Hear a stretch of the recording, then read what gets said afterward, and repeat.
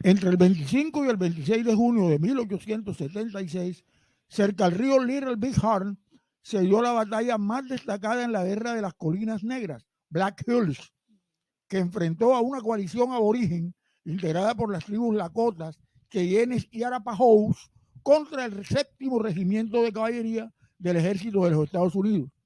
Esto sería la peor derrota que sufrirían las tropas del gobierno en su guerra, en los conflictos bélicos con los indios.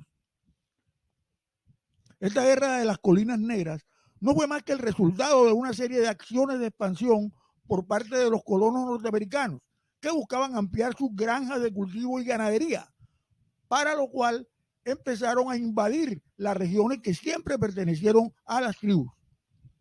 Ese verdadero calvario para los indios lakotas y demás tribus vecinas de los Estados Unidos comenzó un poco antes, a mediados del siglo XIX, tras la Guerra de Secesión, porque en el siglo XVII estos indios vivían de manera tranquila, dedicados a la caza del bisonte, lo que hoy llamamos búfalo, en pequeños grupos familiares de terreno que hoy es ocupado por los estados de Dakota Norte y Sur. Pero a mediados del siglo XIX, Estados Unidos empezó a expandirse hacia el oeste, pues los colonos andaban en busca de tierra para cultivos, además de criar su ganado, y otros querían nada menos que encontrar oro. Esta expansión quebró por completo el frágil equilibrio económico de las tribus, que se vieron abocadas a un terrible dilema: o modificaban por completo sus costumbres, acomodándose al estilo de vida de los llamados blancos, o entrar en una guerra en inferioridad de condiciones en la cual podrían ser exterminados. Al finalizar esa guerra de secesión en 1865, Red Cloud, Nube Roja, jefe de los Sioux, se dedicó a atacar por sorpresa todos los fuertes del ejército, naturalmente aquellos que estaban ubicados en toda la zona, lo que impulsó al gobierno a establecer un acuerdo con todas las tribus en 1868.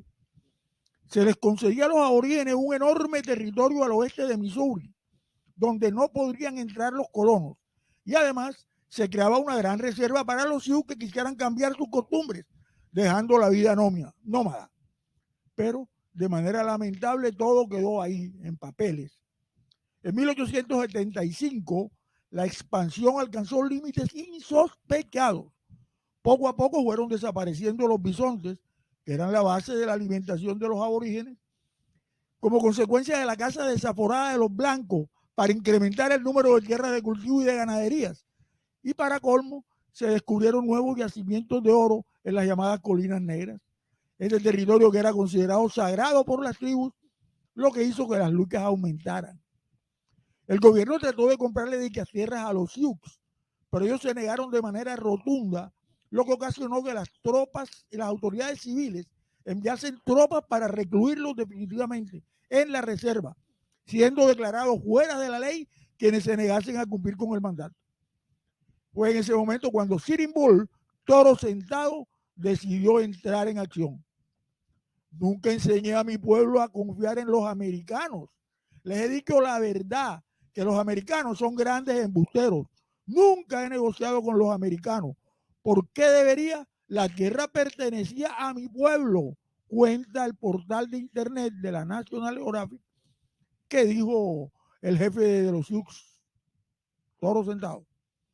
Hacia 1876, este jefe puso en práctica sus afirmaciones y, obedeciendo a un impulso bélico, pues había sido guerrero desde los 14 años de edad, reunió a más de 7,000 hombres en cercanías al río Little Big Horn e hicieron un conjunto de actos rituales como la famosa Danza del Sol, durante la cual él y Caballo Loco, que era el jefe de los Sioux Oglala, advirtieron que la guerra estaba declarada y que muy pronto llegarían numerosos soldados blancos a los que tenemos que enfrentar. En estas circunstancias, el gobierno de los Estados Unidos, con el presidente Andrew Johnson a la cabeza, creó un conjunto de cuerpos militares, entre ellos el séptimo regimiento de caballería, cuya única y crucial misión sería la de dar caza a los indios y encerrarlos en la reserva. ¿Qué tal? Encerrarlos en la reserva luego de darles caza. Algo terrorífico. Dar caza cuanto antes a los indios inmediatamente se organizó una segunda expedición destinada a castigar y llevar de nuevo a la reserva a la creciente reunión de guerreros, aún sin cuantificar, que se movía por toda la zona. Esto lo explica el divulgador histórico Gregorio Duval en su libro Breve Historia de los Indios Norteamericanos. Este séptimo regimiento, que en principio había sido comandado por Alfred Terry, al final por algunas erradas decisiones de carácter político, quedó dirigido por George Custer, un militar en entredicho de quien se decía no era de los más capaces a la hora de los combates. Que Custer, a quien apodaban cabellos largos, no era muy hábil, lo resalta el investigador Doval en su libro. Por voluntad del propio Custer, dice en su libro Doval, se había prescindido de las fuerzas que le ofrecieron como apoyo 4 compañías del segundo de caballería y una batería Gatling, indica en su publicación. El enfrentamiento, en el cual moriría el comandante Custer, deseado por ambas fuerzas, se produjo el día 25 de 1876 en Little Big Horn, territorio de Montana, y aunque las cifras no son del todo claras, se dice que las huestes de Caballo Loco, quien comandaba las tribus, contaba entre 6 y 9,000 hombres, si bien algunos precisan que eran solo 3,000 y otros que nada más 1,500. Lo cierto es que los hombres de Caballo Loco y Toro Sentado estaban en superioridad numérica, pues Custer había prescindido de las fuerzas que se le ofrecieron como apoyo. Solo contaba con 600 soldados armados con carabina y revólver. Otro error de Custer sería dividir su efectivo en 3 grupos de 200 cada uno, con lo que quedó aún peor. Marco Reno, segundo comandante, y el propio Custer quedaban al frente cuando fueron atacados por las tribus. Así describe el feroz enfrentamiento el grupo militar Orc. Biotopic lo describe así. El mayor Reno empezó su ataque al sur del campamento indio. Sus órdenes eran contener la retirada de los indios. Nunca se imaginó que era superado por 4-1. Reno mantuvo su línea unos minutos y fue arrasado por un ataque masivo de guerreros Lakota y Cheyenne, que forzaron su retirada y acabaron con casi la mitad de sus tropas. Custer lanzó una carga al extremo norte del campamento casi al mismo tiempo que Reno. Era una maniobra yunque y martillo clásica. Sin embargo, no habría comunicación entre las tropas de Custer y las de Reno en plena retirada. Los indios dejaron que la carga de Custer entrara al campamento y después bloquearon su escape con una incesante lluvia de plomo y flechas.